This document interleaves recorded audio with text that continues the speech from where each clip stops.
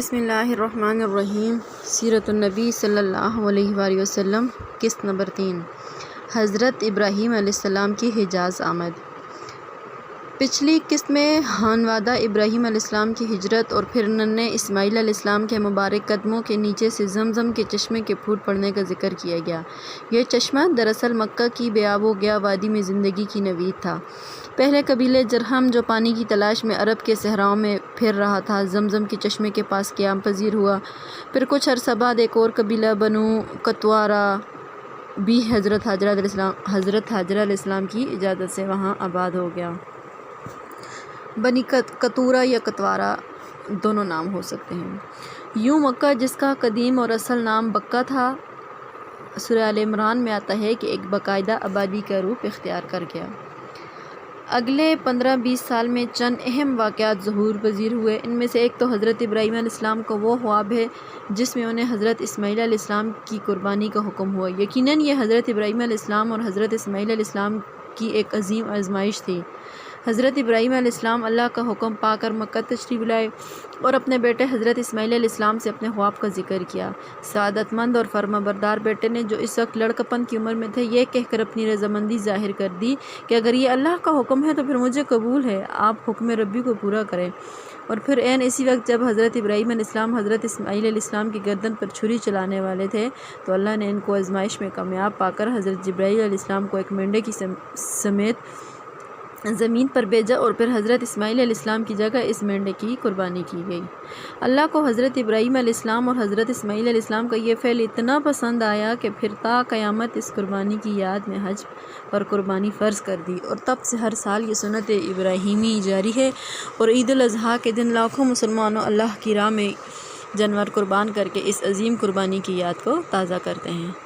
حضرت اسماعیل علیہ السلام مکہ میں ہی فوت ہوئے، اور ایک روایت کے مطابق وہ اور ان کی والدہ حضرت حاجرہ بیت اللہ کے ساتھ حجر یعنی جو حتیم ہے اس میں مدفون ہیں، واللہ اعلم۔ دوسرا اہم واقعہ خانہ کعبہ کی ازسر نو تعمیر تھی۔ خانہ کعبہ حضرت آدم علیہ السلام نے تعمیر کیا اور یہ زمین پر اللہ کا پہلا گھر تھا، مگر پھر وقت گزرنے کے ساتھ ساتھ خانہ کعبہ کی عمارت بھی سطح زمین میں معدوم ہو گئی، اور حضرت ابراہیم علیہ السلام کے زمانہ میں اس کا کوئی نشان تک ظاہر نہ تھا۔ لیکن پھر اللہ کے حکم پر حضرت جبرائیل علیہ السلام نے حضرت ابراہیم علیہ السلام کی خانہ کعبہ کی بنیادوں کی طرف نشاندہی کی، اور آپ نے اپنے بیٹے حضرت اسماعیل علیہ السلام کے ساتھ مل کر خانہ کعبہ کی پرانی بنیادوں پر تعمیر کی۔ اللہ کا یہ گھر ایسا سادہ تعمیر ہوا کہ اس کی نہ چھت تھی، نہ کوئی کواڑ، نہ ہی کوئی چوکھٹ یا دروازہ۔ کعبہ کو کعبہ اس کی ساخت کے موکب نما ہونے کی بنا پر کہا جاتا تھا۔ عربی میں 6 یکساں پہلوؤں والی چیز موکب کہلاتی ہے۔ چونکہ حضرت ابراہیم علیہ السلام کی تعمیر موکب حالت میں تھی تو اسے کعبہ کہا جانے لگا۔ یاد رہے، موجودہ خانہ کعبہ 4 کونوں والا ہے، جسے قریش مکہ نے اس وقت تعمیر کیا جب ایک سیلاب میں خانہ کعبہ کی عمارت منہدم ہو گئی، اور اس کا ذکر آگے آئے گا۔ تیسرا اہم واقعہ قبائل جرہم اور بنو قطورہ کا حضرت ابراہیم علیہ السلام کی تبلیغ پر دین حنیف یعنی دین ابراہیمی قبول کر لینا تھا۔ خانہ کعبہ کی تعمیر کے بعد حضرت ابراہیم علیہ السلام نے خانہ کعبہ کی تولیت یعنی سارا مذہبی انتظام قبیلہ جرہم کے حوالے کر دیا۔ بعد ازاں اسی قبیلہ کے سردار کی بیٹی سے حضرت اسماعیل علیہ السلام کی شادی ہوئی۔ جب کچھ پشتوں بعد نسل اسماعیل علیہ السلام کی پھلی پھولی تو پھر خانہ کعبہ کا سارا انتظام خود آل اسماعیل نے سنبھال لیا۔ کچھ عرصہ گزرا تو ایک اور قبیلہ آیا، آیاد، مکہ پر حملہ آور ہوا اور شہر پر زبردستی قبضہ کر لیا، اور اس دوران بنی اسماعیل کے بہت سے قبائل کو مکہ مکرمہ سے نکلنے بھی پڑا۔ تاہم بعد میں یمن سے آنے والے ایک اور قبیلہ بنو حذا نے مکہ کو بنی ایاد سے آزاد کرا لیا تھا۔